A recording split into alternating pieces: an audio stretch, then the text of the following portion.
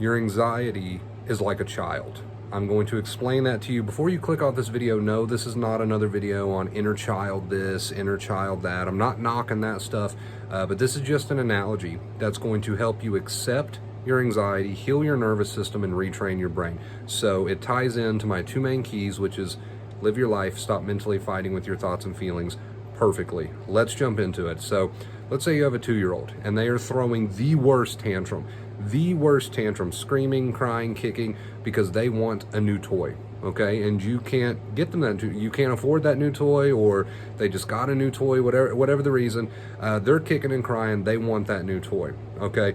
How would you approach that situation? What would be the best way to approach that situation? Would you get down in that 2-year-old's face and scream and yell at them and get really frustrated? Probably not. That's probably not going to work. Would you get in that child's face and try to use logic and reason? Honey, I can't get you that new toy because I haven't got paid yet. I don't have any money. It's a little bit too expensive. Is that 2-year-old going to understand that? Are they going to understand that and say, immediately stop crying and say, oh, okay, that explains it. You don't have any money at the moment. Okay, I get it. 2-year-old's not going to do that. They're not going to understand that logic, that ration. So screaming in their face didn't work. It just made them get more upset. Trying to explain that you haven't gotten paid yet didn't work. Trying to use logic and ration. What is your only other option then, right? Your only other option would be to say, you know what? You can have your tantrum. You can cry. Get it out of your system. You're not getting it, right? And to move on, acceptance. Right? And I guess there was a third option, which is just go ahead and buy the toy for them. But what does that do? That spoils the child, right? Next time they know if they throw a loud enough tantrum, they'll get what they want. How does that work its way into this analogy? Reassurance, right? So what I'm trying to say is you wouldn't approach that situation with frustration and anger. You wouldn't yell in the child's face. You wouldn't approach that situation with, oh, you know what? Forget it. I can't listen to you cry anymore. Go ahead and get it. Reassurance. You're just going to spoil the child, right? You wouldn't respond to that situation with trying to use logic or ration. Oh, I can't afford it. 2-year-old's not going to understand that. So none of those options are valid. The only option is to say, you know what, you can have your tantrum.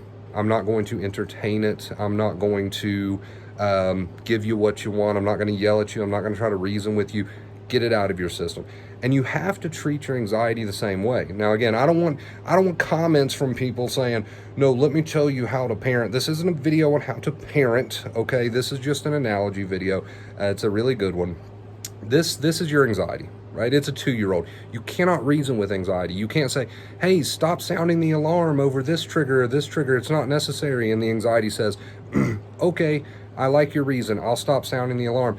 Never works. How many times have you tried to fight and reason with your thoughts and feelings and you just run in circles? The anxiety gets worse, right? Because it's like a 2-year-old. You can't reason with it. Can't reason with the anxiety. How many times have you gotten frustrated at your anxiety and screamed and yelled at it and that works? Never. You just get more stressed. The anxiety gets louder, right? How many times have you given in to compulsions and coping methods and reassurance and given the anxiety what it wants? Leave the situation or try to figure out the thoughts or get reassurance. Then the anxiety calms down for a little bit, but then it goes right back up because you're creating a spoiled brain, right? So this analogy is perfect.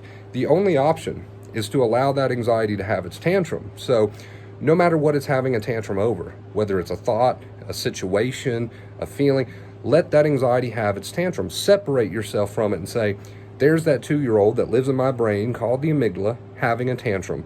I'm not going to give it what it wants. I'm not going to fight with it and try to reason with it because it's not going to listen.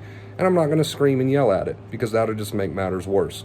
So I know, again, this is not a how to parent video. This is just an analogy, and it may not be the perfect one, but I think it's pretty damn accurate. I think it's pretty damn close. That emotional part of your brain, that amygdala, is a lot like a 2-year-old. You can't reason with it. It doesn't listen to logic, right? It's an alarm system. It doesn't listen to logic. You can't yell at it. That just upsets it further. You can't give it what it wants. You technically can with coping methods and compulsions, but that's just going to create this brain that expects that and keeps you in the disorder for longer. So nothing more today than just an analogy video.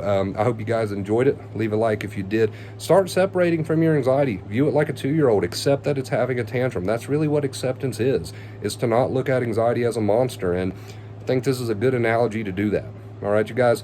I love you. Leave a comment down below. Let me know how you've been. Leave a like if you enjoyed this video. As I said, thank you so much for watching. If you're interested in coaching with me, reach out. I'll get you on the phone. We'll set something up. I offer reoccurring, or I do messaging. So reach out. Let me know any of the Vacate Fear social media. And till next time, as always, stay awesome.